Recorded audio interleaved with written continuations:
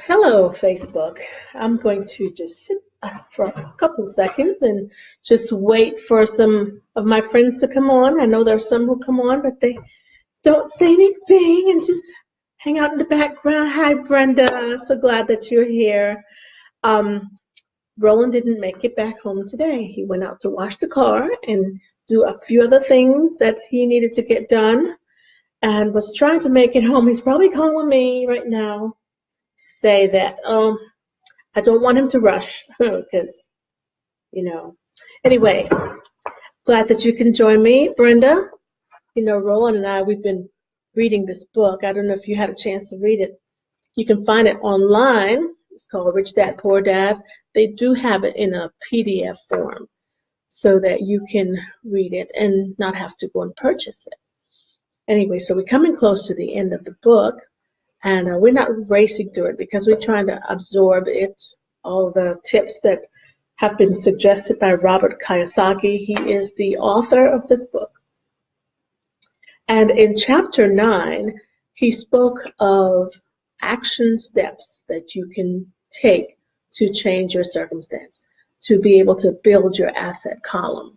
And we have been reading the book because we want to start implementing some of the things that we have learned.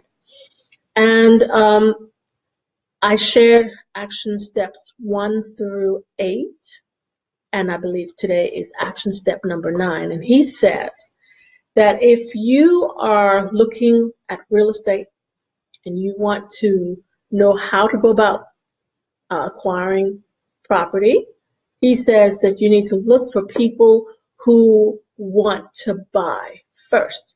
Do that first. Look for someone who is motivated to buy. So once you have someone who wants to buy, and he gave an example of one of his friends, so before I go into that, he says, once you find somebody who wants to buy, then you look for someone who wants to sell. So it's harder to find someone who's interested in buying. He goes on to give an example of a friend. He has lots of friends, I guess. I guess being popular, being well known, knowing so many people in different circumstances, being able to dialogue with bankers and attorneys and so forth. He says one of his friends had told him he was looking for a piece of land, piece of property. And so Robert, because the friend looking for this job, property, he didn't have time on his hands. He didn't have a lot of time to go and look. So Robert, he went looking and he found some property that was larger than what his friend was looking for. So he spoke with, I guess, the dealer or the person who was selling. And hi, Cheryl, glad that you're here, Cheryl. He said he spoke with the seller, the person who was selling the land, and I guess he was motivated. He was just ready to get rid of it. And Robert, before he approached his friend who was looking for property to buy, thank you for the hearts, thank you for the love. His friend, okay, I see I got distracted by looking at the pretty hearts going up by there because I'm seeing my sidekick is not here with me, and so I'm kind of flying solo today. Robert said he found this large piece of property, larger than what his friend was looking for. And so he worked it out. So I guess, taking classes, learning how to do these things. He worked it out so that when he told his friend about this property, the friend said, oh, yeah, I want to buy it. I want to buy it. And his friend gave him the money for him to purchase it, the land. But it was way more than what his friend needed. So Robert worked it out so that he sold his friend the portion that he needed, and he was able to keep all the extra for himself. So actually, he didn't have to pay a dime for that extra piece of property. I mean, I know from my thinking is like, is that really? I guess it's on the up and up, but that's what he said he did. And he says a lot of times we sell ourselves short. We let's see how he puts it. He says we need to buy the pie. Think bigger. Buy the whole pie and then cut it up into sections. He says most people look for what they can afford, so they look too small. They buy only the small piece, of the pie rather than looking at the whole pie. And they end up paying a whole lot more and get less. He says you have to think bigger, um, and people who think small, they don't get the big breaks. So to become wealthy, to become rich, you need to think big.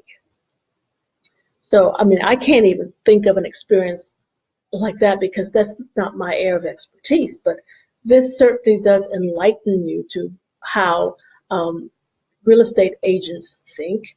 And when he said before he gets a real estate agent to work with him or for him, he first has to find out what what assets do they have. Because if they have nothing, then they're really not looking out for your best interest.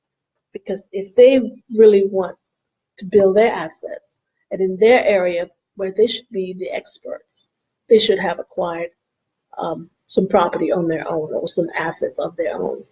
Anyway, that's what I want to bring to you today. That was tip number 9. And I thank you for joining me. Thank you so much for coming on board, Cheryl. Somebody, I thought that was my husband coming in, but it's not him. Anyway, thank you for joining us. Today is Friday. We will be back on Monday. Monday through Friday, Roland and I come and share a tip or two that we have learned. And so if you want to learn more, about building assets, about gold and Bitcoins, you want to sign up fast because from what I understand, the classes are filling up and we don't want anyone to miss out. So drop me a note. I know.